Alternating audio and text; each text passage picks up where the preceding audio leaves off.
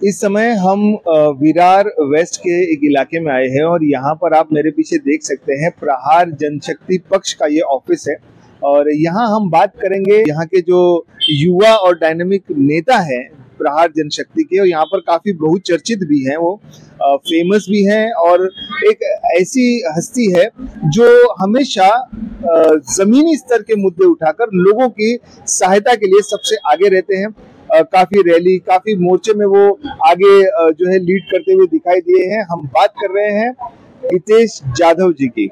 Sopara seat जो बहुत ही hot seat है इस समय, क्या कहना रहेगा प्रहार जनशक्ति पक्ष की तरफ से यहाँ पर, क्योंकि जमीनी तौर पर तो प्रहार जनशक्ति पक्ष यहाँ पर बहुत एक्टिव है।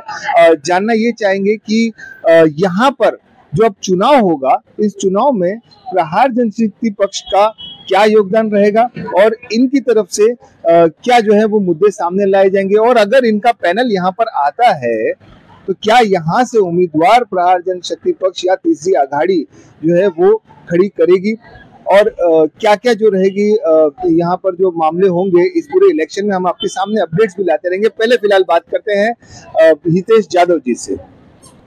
सबसे पहला सवाल सर आपसे कि प्रहार जनशक्ति पक्ष जो है यहाँ पर जो स्थापित हुआ है, विजन क्या है वैसे विरार पालघर के लिए? हमारा विजन यही है कि हर इंसान को एक अच्छी आज़ादी मिलनी चाहिए और उसके जो मूलभूत सुविधा है वो उनको पूरे मिलना चाहिए। और ये चीज से हम प्रहार, जब से हमारा प्रहार यहाँ पे स्थापना हुआ है तब से हम लोगों के विषय को लेके ही हम आगे आ रहे हैं।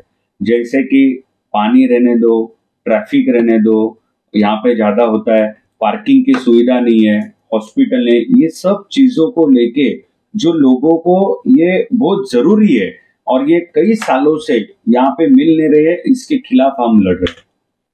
ये देखा गया है अब इस इलेक्शन में महाराष्ट्र के कि एक थर्ड फ्रंट के तौर पर यहाँ पर एक जो है वो संगठन बन रहा है, तो इस पर आपका क्या कहना है?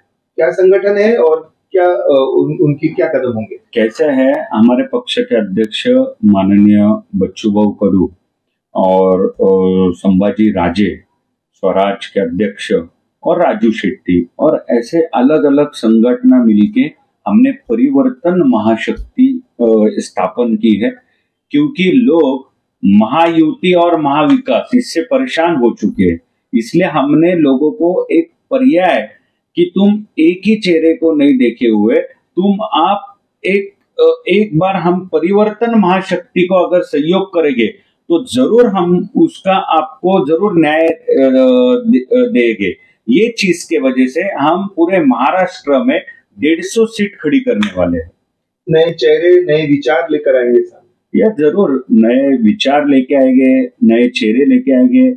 बहुत सारे लोग ऐसे हैं जो काम बहुत अच्छे तरीके से कर रहे, लेकिन वो सामने आते ही नहीं है, क्योंकि हर लोगों को सिर्फ पंजा, धनुष्यबाण, कमल, घड़ी, इसके अलावा कुछ पता ही नहीं है उन्हें। तो हम उनको एक पर्याय कि नहीं बाबा, ये लोगों के हित के लिए खड़े रहते हैं।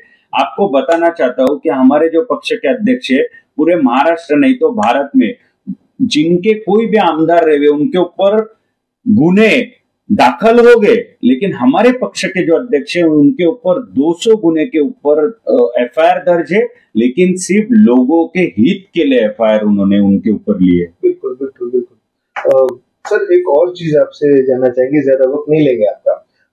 ये जानना चाहेंगे कि एक हवा उठी थी अभी बीच में कि जो राजीव पाटिल हैं बहुजन विकास आघाड़ी के, वो जो है वो बीजेपी में जो है वो शामिल होने जा रहे हैं। इस पर आपका ऑलरेडी वक्तव्य मैंने देखा है, आपके स्टेटमेंट्स वहां पर मैंने देखे हैं, लेकिन इस पर आप क्या कहना चाहेंगे? आपकी एक राय जानना चाहता हूँ, और ये जो नई आघाड़ी है सामने, इसको लेकर के क्या कहना चाहेंगे? देखिए कैसा है, राजू पाटिल बीजेपी में जा रहे हैं या बीजेपी में नहीं जा रहे हैं वो उनका अधिकार है, लेकिन हम परिवर्तन महाशक्ति नाला सोपारा वसई में खड़ी रहने वाली है और लोग जरूर इसे चुन के लाएंगे।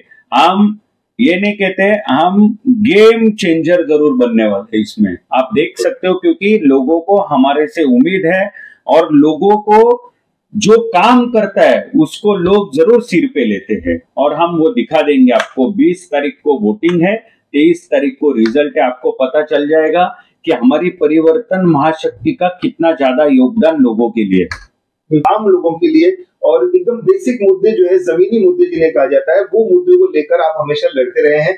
तालाबंदी का जो वहाँ रैली रहा वीवीसीएमसी में, वो देख लीजिए, और बहुत सारे अभियान भी आपने चलाए हैं, और बहुत बार जो है वो वहां पर हम लोग ये देखते हैं कि लोग जो है आपके लिए, आपके पास खुद जुड़कर आ रहे हैं।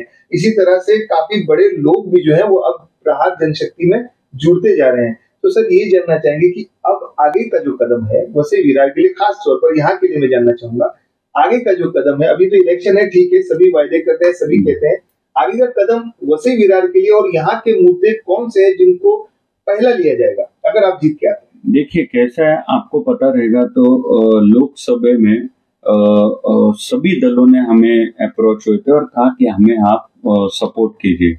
हमने कई सारे मुद्दे लोकसभा के रखे थे और उनको कहा कि आप सिर्फ ये मुद्दे हमारे, आप मुद्दे पे बात करो, और हमको सिर्फ आप बताओ कि हम जीत के आने के बाद या नहीं भी जीते तो भी हम ये मुद्दे को लेके आपके लोगों के लिए हम न्याय देने का पूरे प्रयत्न करेंगे। लेकिन जो अभी जीत के आए बीजेपी के खासदार, उन्होंने हमको लेके आश्वासन नहीं दिया।